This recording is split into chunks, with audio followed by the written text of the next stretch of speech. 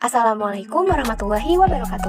Halo teman-teman, perkenalkan kami dari kelompok 5. Di sini kami akan menjelaskan mengenai konseling psikoanalisis klasik. Ikutin kami terus ya. Materi pertama mengenai pandangan psikoanalisis klasik terhadap manusia. Menurut teori yang dikemukakan oleh Sigmund Freud bahwa manusia hanya hidup untuk memenuhi hasrat biologisnya saja, dan kehidupan yang manusia jalani dipengaruhi oleh kehidupannya ataupun pengalamannya di masa lampau. Ada 3 unsur dinamika kepribadian dalam psikoanalisis klasik.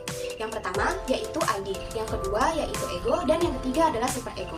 Di mana ketiganya ini harus serasi sehingga dapat bekerja sama dan menghasilkan kehidupan yang kompleks. ID merupakan pusat kepuasan, ego merupakan pusat realitas, dan superego merupakan pusat moralitas. Nah, sekarang ada fasenya nih. Yang pertama, fase oral, terjadi pada usia 0 sampai 1 tahun dan pusat kenikmatannya itu ada di mulut. Kemudian ada fase anal, terjadi pada usia 1 sampai 3 tahun, di mana pusat kenikmatannya itu ada di anus dan anak sudah mulai diajarkan tentang kedisiplinan.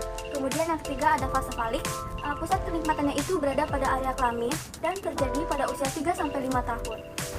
Selanjutnya, saya akan menjelaskan mengenai fase laten yang cenderung ke bidang pendidikan, yaitu terjadi pada anak usia 5-11 tahun, bahwa anak lebih cenderung tertarik dengan pendidikannya. Selanjutnya, ada fase genital, yaitu fase pubertas, terjadi pada anak usia 12 tahun ke atas, bahwa anak lebih berkembang pada emosinya dan pada kegiatan sosialnya, contohnya kegiatan komunitas dan kegiatan lainnya.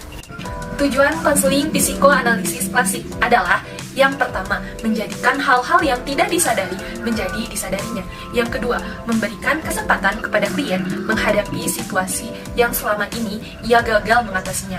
Yang ketiga, membantu klien menata kembali struktur watak dan kepribadian klien. Yang keempat, rekonstruksi kepribadian. Teknik konseling psikoanalisis ada 5 macam. 1. Teknik asosiasi bebas, di mana klien diminta untuk mengingat kembali masa lalunya dan menceritakan kembali seperti apa yang dia pikirkan dan dia rasakan pada saat itu. 2. Teknik transferensi, yaitu konselor yang dijadikan objek pelampiasan klien. Yang ketiga, teknik analisis mimpi, di mana klien diminta untuk kembali mengingat lagi mimpinya, lalu kemudian akan dianalisis oleh konselor. Yang keempat, teknik resistensi, yaitu teknik bagaimana cara membuat klien menyadari alasan terjadinya penolakan. Lalu yang kelima, teknik interpretasi, yaitu kesimpulan dari seluruh kegiatan konseling tersebut. Peranan dan fungsi konselor. 1. Konselor sebagai ahli, yaitu mendorong transparansi dan eksploitasi ketidaksadaran menggunakan interpretasi. Dan yang kedua, konselor bersikap anonim, yang artinya konselor berusaha tidak dikenal oleh klien dan bertindak sedikit sekali memperhatikan perasaan serta pengalamannya.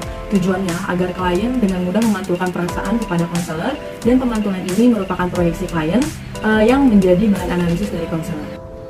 Kelebihan konseling psikoanalisis klasik. Yang pertama, adanya motivasi yang tidak selamanya disadari. Yang kedua, memberikan banyak kontribusi pada teori kepribadian dan teknik psikoterapi. Yang ketiga, menjelaskan pentingnya masa kanak-kanak dalam perkembangan kepribadian. Yang keempat, kontribusi dalam model penggunaan wawancara sebagai alat terapi. Yang kelima, pentingnya sikap non-moral pada terapis. Dan yang keenam, adanya persesuaian antara teori dan teknik. Selanjutnya ada kelemahan, di mana yang pertama, pandangan yang terlalu deterministik dinilai terlalu merendahkan masa depan manusia. Yang kedua, terlalu banyak menekankan kepada pengalaman masa kanak-kanak dan menganggap kehidupan seolah-olah sepenuhnya ditentukan masa lalu. Hal ini memberikan gambaran seolah-olah tanggung jawab individu berkurang. Yang ketiga, terlalu meminimalkan rasionalitas. Yang keempat, bahwa perilaku ditentukan oleh energi psikis adalah sesuatu yang meragukan. Kelima, penyembuhan dalam psikoanalisis terlalu bersifat rasional dalam. Dan yang terakhir, data penelitian empiris kurang banyak mendukung sistem psikoanalisis. Terima kasih telah menonton video kami. Kurang lebihnya mohon dimaafkan. Sampai jumpa di video selanjutnya. Sampai jumpa. Wassalamualaikum warahmatullahi wabarakatuh.